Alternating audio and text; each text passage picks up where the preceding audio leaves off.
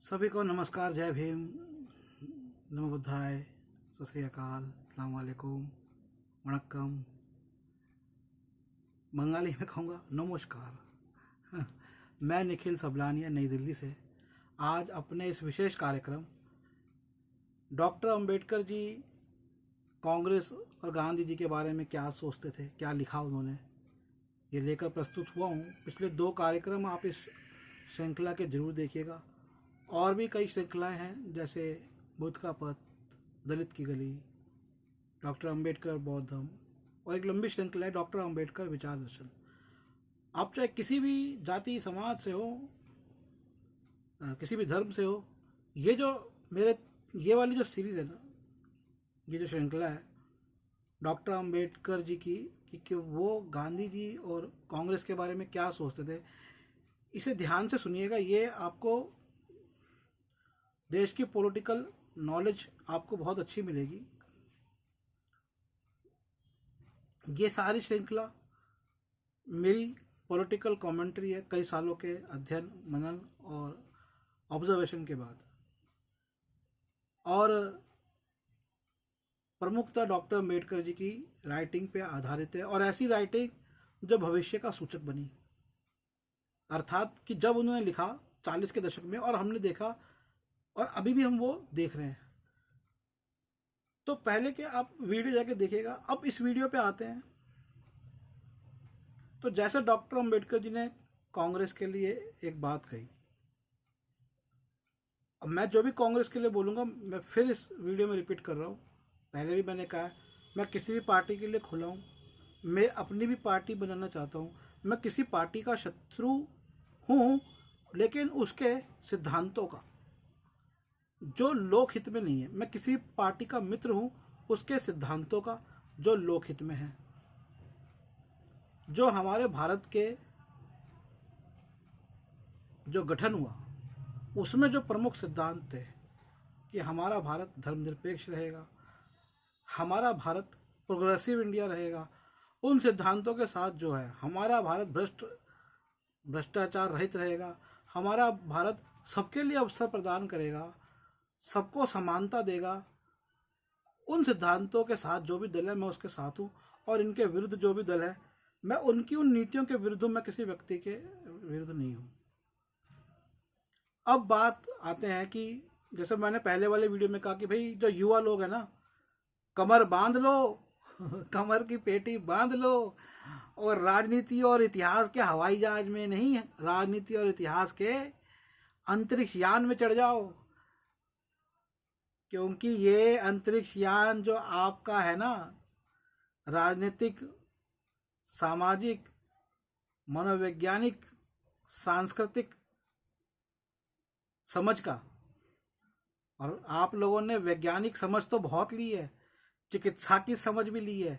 आप लाखों रुपया देकर इंजीनियर डॉक्टर बनते हो, लाखों रुपया देकर आईएएस अधिकारी बनते हो, लेकिन इंजीनियर डॉक्टर बनने के बाद क्यों आपको विदेश जाना पड़ता है? आईएएस अधिकारी बनने के बाद भी क्यों आप कुछ देश के लिए नहीं कर पाते? क्योंकि देश के लिए करने का अधिकार अंततः चुनी हुई सरकारों का होता है, और वो अधिकार आप देते हो, आपका वोटिंग का अधिकार देता है।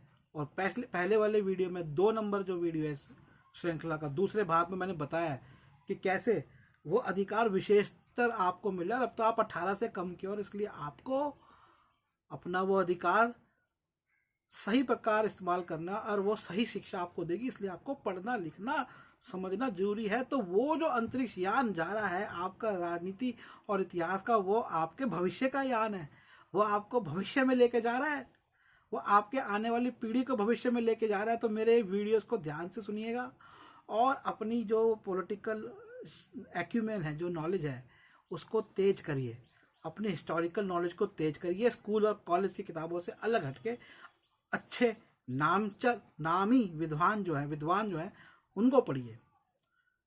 तो जैसे मैंने बताया पहले में कि डॉक्टर अंबेडकर जी ने अपनी पुस्तक what Congress and Gandhi have done to the untouchables, Congress और गांधी ने अछूतों के साथ क्या किया, ये सिर्फ अछूतों के ऊपर ऐसा शेड्यूल टाइप पे नहीं है, ये तो एक पॉलिटिकल ग्रंथ है हमारे देश का। अगर मैं कहूँ कि ऐसा कौन सा ग्रंथ है जिससे मुझे 1947 के आसपास की या 1947 के बाद की भारत की राजनीति और विशेषकर कांग्रेस की राजनीति समझ में आती है, तो वो ग्रंथ ये ग्रंथ है जिसे हर एक भारतीय को भी पढ़ना चाहिए। और आप अपने विदेशी मित्रों को अपनी विदेशी यूनिवर्सिटीज में भी इस ग्रंथ को रख सकते हो। और ये ग्रंथ गांधी जी के जीते जी उन्होंने लिखा था।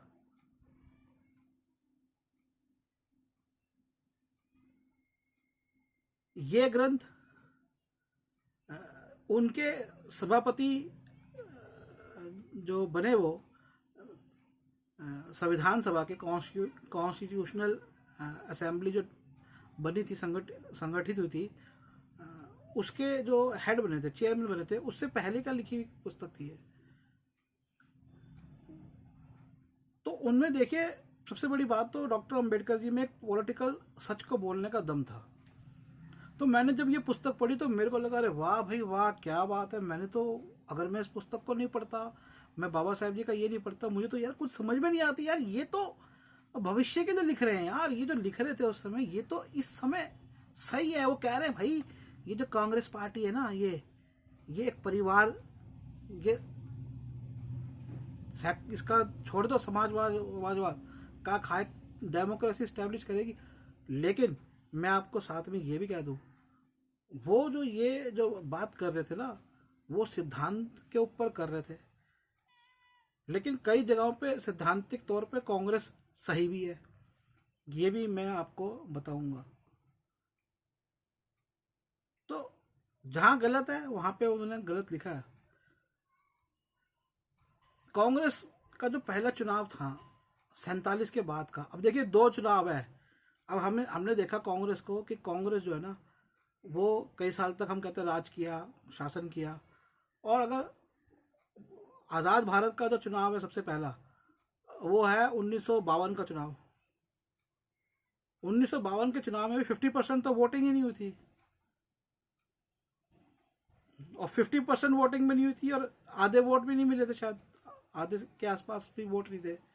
तो कुल मिला के जो टोटल हमारे मतदाता थे, वो मतदाताओं में से अब अशिक्षित भी थे, समझ रहे, वो बेचारे बिल्कुल निम्न तबके से भी थे, तब भी कांग्रेस को इतने प्रतिशत वोट नहीं मिले थे। और जो उससे पहले कांग्रेस आई, 2 बार सत्ता में आई, 47 से पहले भी कांग्रेस सत्ता में आई है।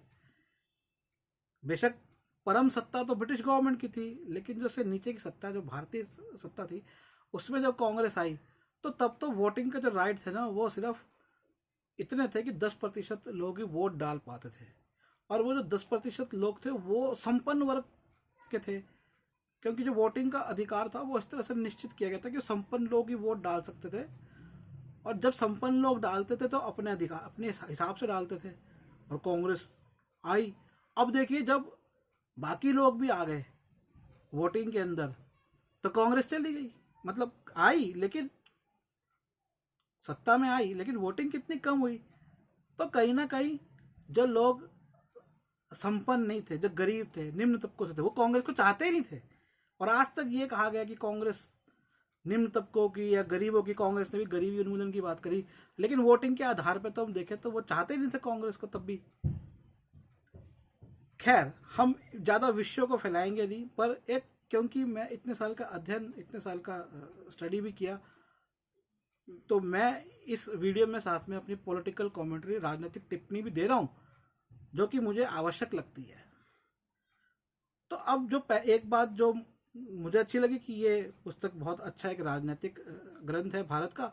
दूसरा ये कि डॉक्टर अंबेडकर जी ने कहा कि ये कांग्रेस तो परिवार की जो है ना वो नींव रख रही है, और वो हमने देखा, और वो है भी।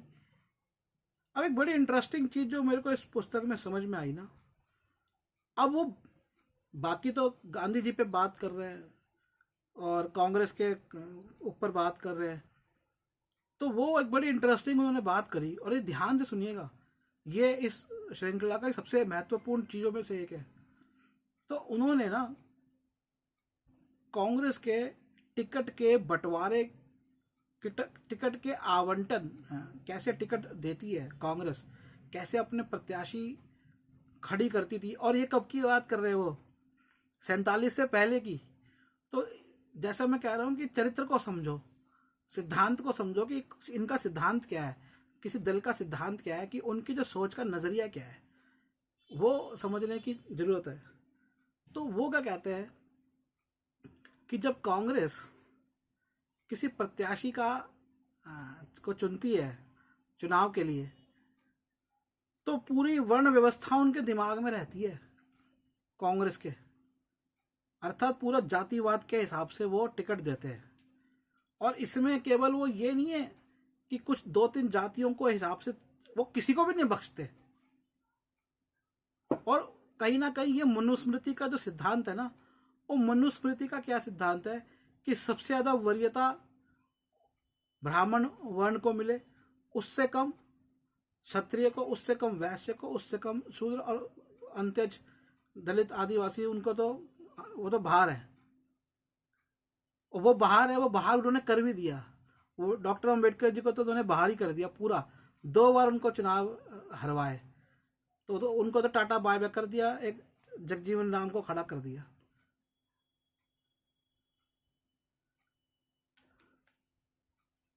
तो अब बाबा साहेब क्या बताते हैं कि कांग्रेस क्या करती है, ध्यान से सुनिएगा टिकट के बंटवारे में।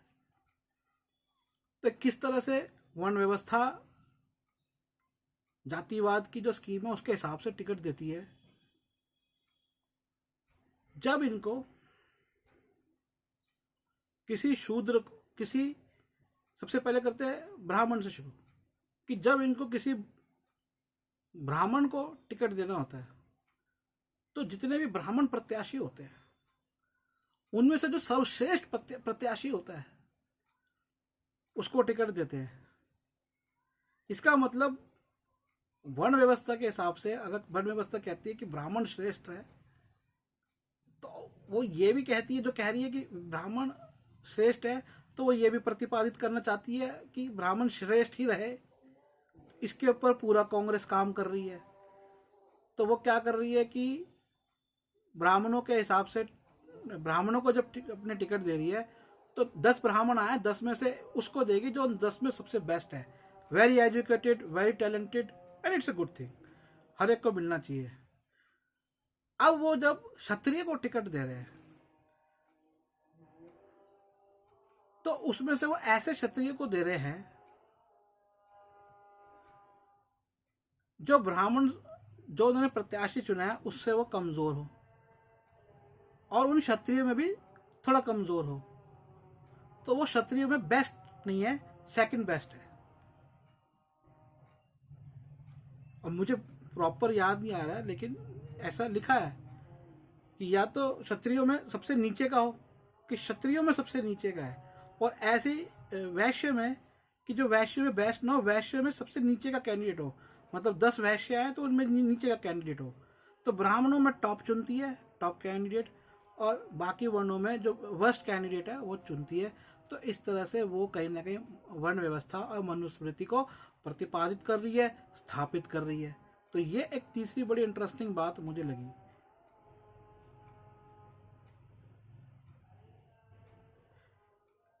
आप डाटा देखिएगा कि कांग्रेस ने आने के बाद किस तरह से जो उसके पद लोगों ने संभाले, और मुझे तो आज के समय का भी कहने की ज़रूरत नहीं है। और ये वीडियो किसी जाति को बारे में गलत बोलने का भी नहीं है। बहुत से कांग्रेस में जो के विरोधी भी ब्राह्मण रहे हैं, पक्षपात उन्होंने सबके साथ ही किया है। लेकिन मैंने कहा ना, इनका सिद्धांत, क्योंकि अब आते हैं चौथी बात पे, ये बात बाबा साहब क्यों समझा रहे हैं। क्योंकि बाबा साहब ये कह रहे हैं कि जब कांग्रेस आई क्यों, ये कौन लोग थे जिनको आज़ादी चाहिए थी। रजवाड़े अंग्रेजों के साथ थे, व्यापारी ईस्ट इंडिया कंपनी को फाइनेंस कर रहे थे, निम्न वर्ग के लोग या शूद्र वर्ग के लोग या दलित और आदिवासी वर्ग के लोग, वो तो उनकी कंपनी में आ गए थे और उनको बहुत अच्छी सैलरी मिल रही थी।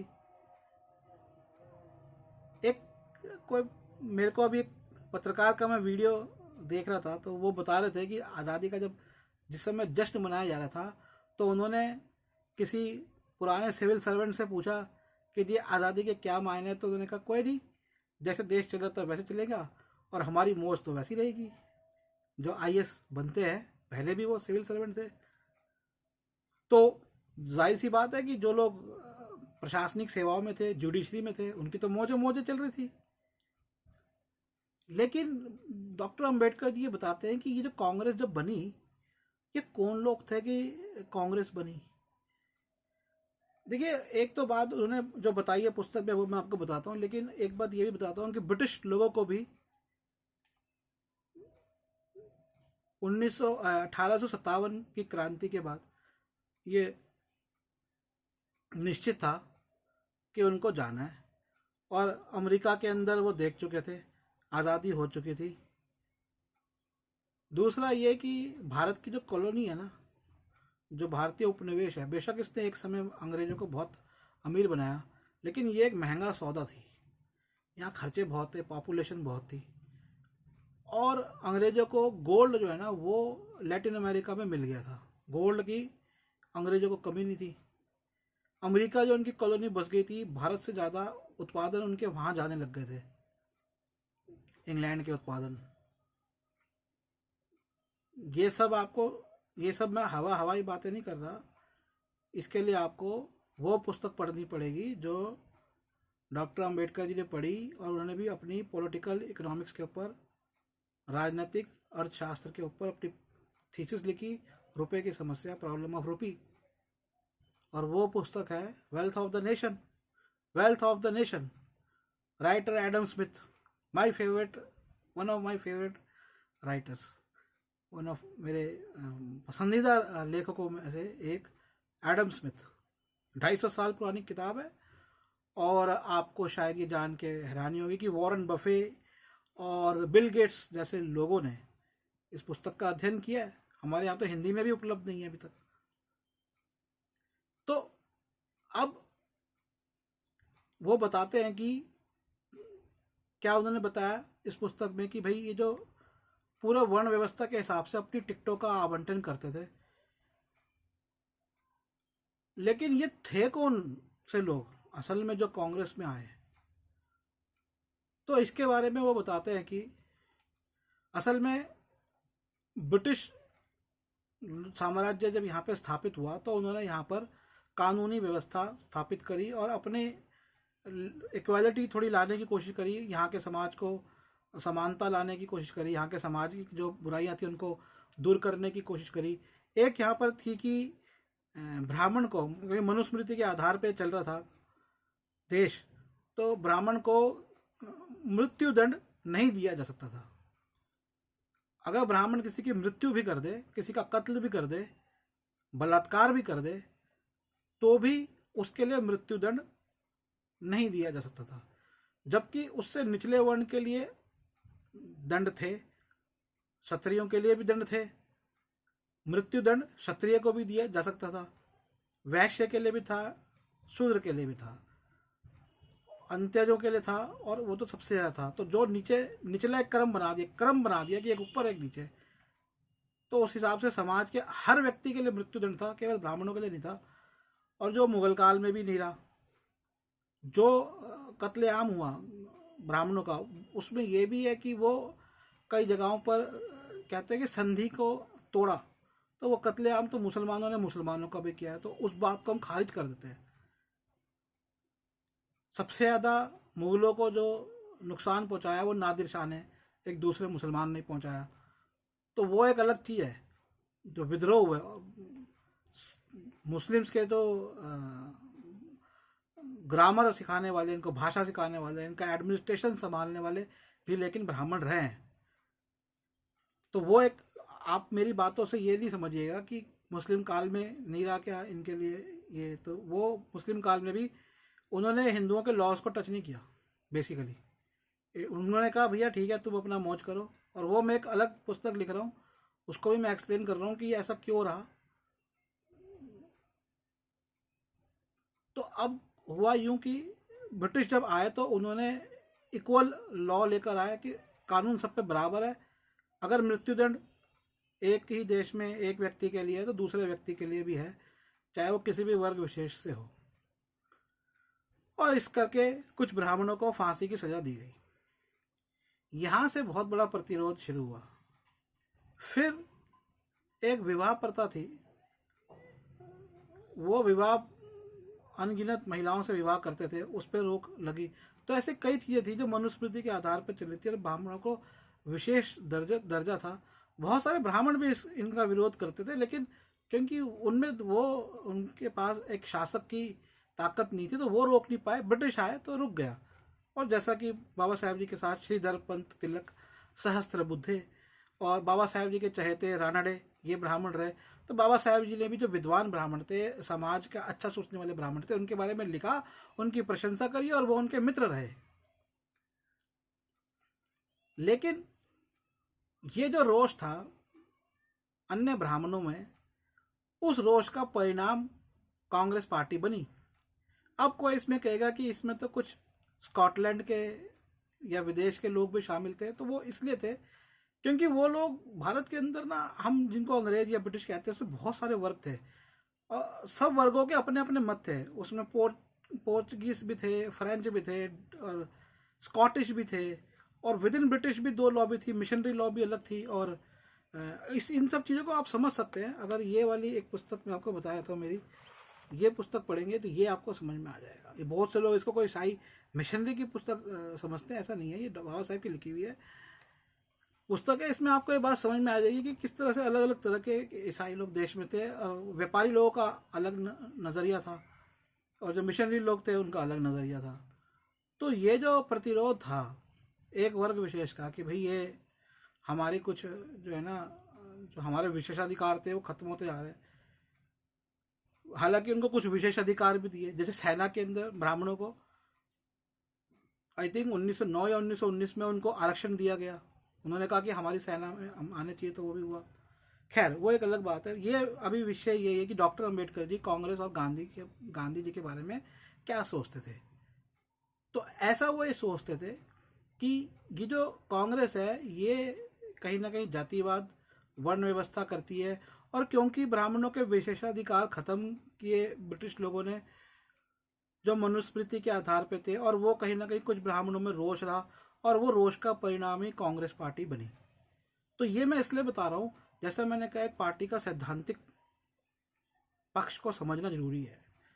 तो ये वो थे, मैं इस पर ओपिनियन नहीं दे रहा हूँ, मैं अपनी टिप्पणी नहीं दे रहा हूँ, मैं ये डॉक्टर अंबेडकर जी के हिसाब से बोल रहा हूँ कि ये वो थे जो कुछ विशेष अधिकार, तो एक विशेष अधिकार की जो है ना, अपने लिए विशेषाधिकार औरों से अलग, ये विशेषाधिकार की जो सोच थी ना, ये एक इनके सिद्धांत में थी शुरू से। और यही कारण था, फिर आगे डॉक्टर अंबेडकर जी लिखते हैं कि जब ये अपने प्रत्याशी चुनते थे तो कुछ विशेष बाकी प्रत्याशियों में से, जब ये किसी ब्राह्मण प्रत्याशियों में से ही किसी ब्राह्मण को चुनते थे, उसकी विशेष योग्यता के आधार पर चुनते थे। अब एक और बात जो वो बताते हैं, और इस बात को हम अगले वीडियो के अंदर जारी रखेंगे, ये बात कि कांग्रेस का सच में क्या एक, जैसा कि कांग्रेस अपने आप को समानतावादी, सेक्युलर, फला फला जो बोलती थी, ये डॉक्टर अंबेडकर जी के सिद्धांत के ऊपर। मैं हंस रहा हूँ लेकिन ऐसा नहीं है। हाँ, on paper Congress is a secular party, paper पे कांग्रेस सेक्युलर पार्टी है, और कांग्रेस ने जो सिद्धांत अपनाए, और ऐसा नहीं है, एक बहुत सेक्युलर माहौल उन्होंने बनाया है। लेकिन ये माहौल देखिए, माहौल मैंने बना दिया, अब माहौल मैंने बनाया, माहौल है नो डाउट, लेकिन वो माहौल के पीछे मकसद क्या है, वो सिद्धांत क्या है, वो हमें समझना होता है। जैसे मैं यहाँ पर ये ना समझे मैं भी कांग्रेस का विरोधी हूँ।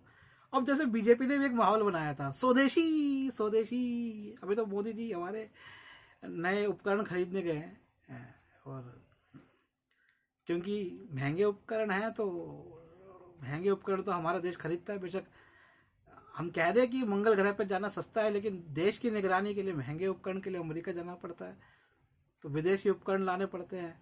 तो ये जो स्वदेशी का जो भी एक माहौल जो था, वो माहौल कितना स्वदेशी रहा तो वो भी एक अलग विषय है। खैर, मैं ये कह दूं कि मैं किसी व्यक्ति का, अगर आप पब्लिक व्यक्ति है तो मेरे को कानूनी रूप से अधिकार है कि आप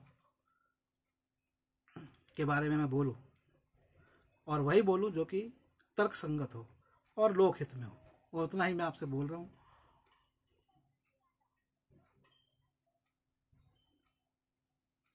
और जैसा मैंने पहले वीडियो में बताया कि किसी व्यक्ति नहीं, किसी पार्टी का मैं विरोध नहीं करता, लेकिन लोकहित और लोक विरोध जो बातें लगती है उसका, और आप भी मेरे को बता सकते हैं अगर मैं गलत हूँ। मैं ये नहीं कह रहा कि मैं सही हूँ, मैं कई जगहों पे गलत हो सकता हूँ, लेकिन फिलहाल हमें सिर्फ यही देखना है कि हमारे विद्वानों ने क्या कहा भारत के, और क्या जो उन्होंने कहा वो बात सही निकल रही है, ये बात को हमें समझना है अपनी राजनीतिक समझ पैदा करने के लिए। तो भाग 4 में मिलते हैं कि डॉक्टर अंबेडकर जी कांग्रेस और गांधी जी के बारे में क्या सोचते थे। नमस्कार। और हाँ, डॉक्टर अंबेडकर जी की जो बुक्स हैं, पुस्तकें हैं, सभी पुस्तकों के लिंक, उनके द्वारा लिखी गई पुस्तकों के, उनके जीवन और कार्यों की पुस्तकों के दिए हुए हैं। आप NSP मार्ट से पुस्तकें ले सकते हैं। मोबाइल नंबर नोट करें 8851188170, 8527533051। Thank you very much.